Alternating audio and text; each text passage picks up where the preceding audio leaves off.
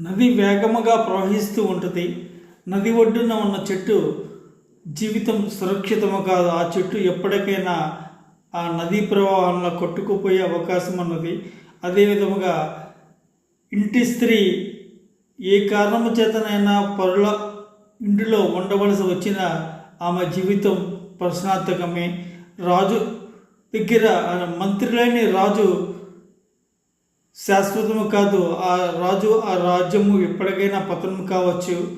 అలానే ఒక వ్యక్తి వాడే కలము కానీ పుస్తకము కానీ ఇంటి స్త్రీ కానీ ఎవరకు ఎట్టి పరిస్థితుల్లో ఇవ్వకూడదు. ఇస్తే వాటి జీవితం ప్రశ్నార్థకం అవుతుంది.